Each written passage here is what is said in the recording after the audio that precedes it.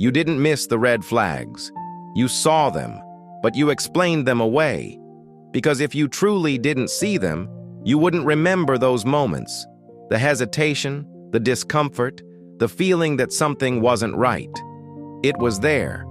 You just didn't treat it as important. You see it in real moments. They say something off and you think, maybe I misunderstood. They act distant, and you tell yourself they're just busy. They cross a boundary and you say, it's not a big deal. Each time, you adjust your interpretation. Not because you didn't notice, but because you didn't want it to mean something. For example, a new friend consistently cancels plans last minute, and you tell yourself, they must have a lot on their plate. Or a partner makes a dismissive comment about your feelings and you rationalize it as, they're just stressed. Perhaps a colleague takes credit for your work and you think, it's not worth making a fuss over. Maybe a date constantly talks about their ex and you think, they're just processing their past. Or a family member makes a hurtful joke and you dismiss it as, that's just how they are. A boss assigns you tasks outside your job description without discussion, and you tell yourself, it's an opportunity to learn. Someone you're interested in is inconsistent with communication, and you decide, they're probably just bad at texting. A potential business partner avoids direct questions about their past ventures, and you convince yourself they're just private.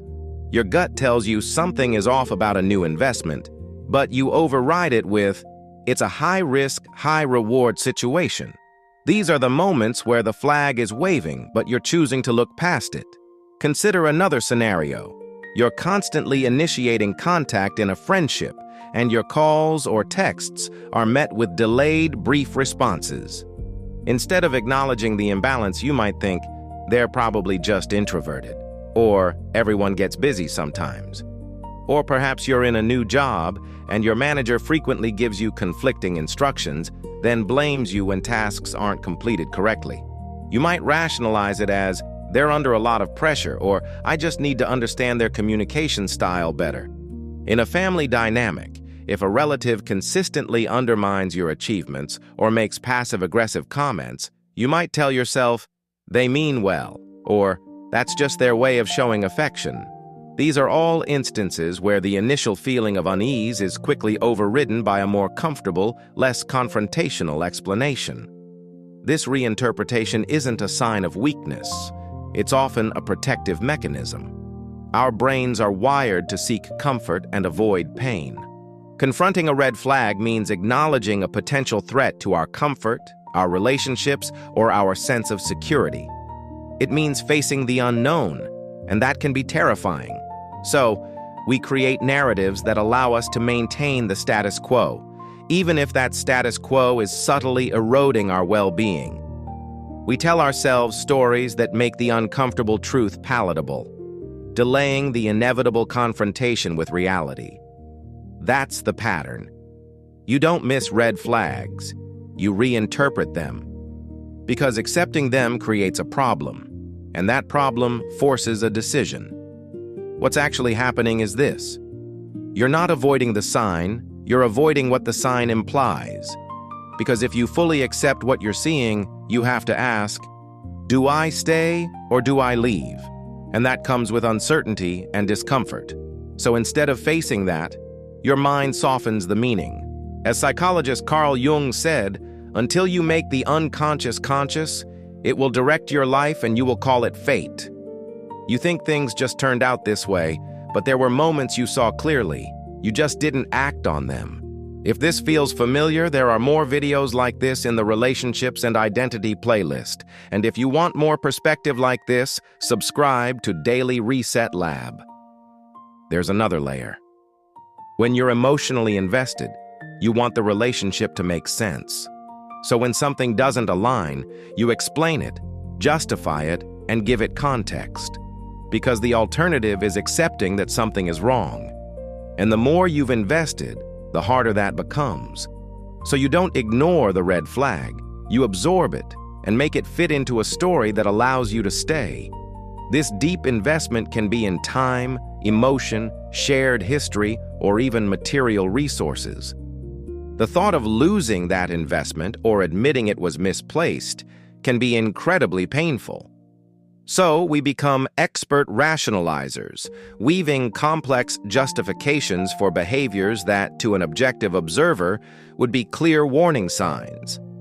We might even start to blame ourselves, thinking, if I were just more understanding, or if I tried harder, things would be different. This self-blame further entrenches us in the situation, making it even harder to see the red flag for what it truly is. The problem isn't just about relationships. It extends to career choices, financial decisions, and even personal habits.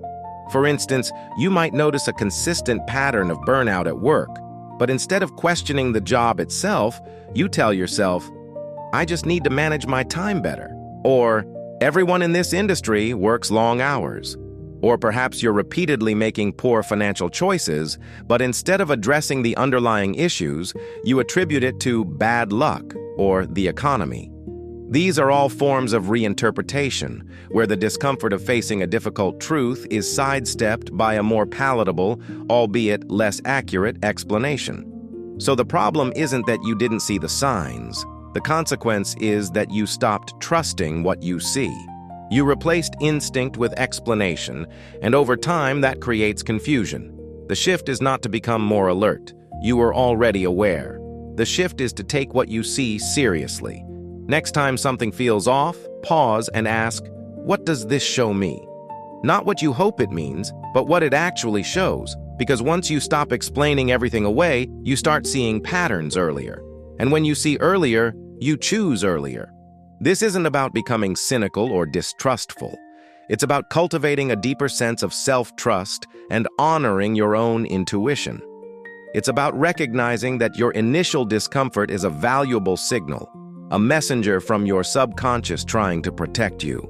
By pausing and truly listening to that signal, you empower yourself to make choices that align with your well-being, rather than being passively directed by circumstances you've chosen to ignore.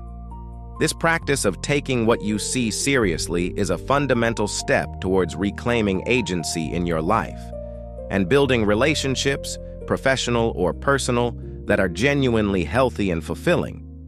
It's about moving from a reactive stance, where you're constantly adjusting to external pressures, to a proactive one, where you're consciously shaping your experiences based on your inner wisdom. This journey of self-awareness and self-trust is continuous, but each time you choose to honor a red flag, you strengthen your capacity for authentic living and create a life that truly reflects your values and needs. If this made you reflect, watch why you can't let go after a breakup.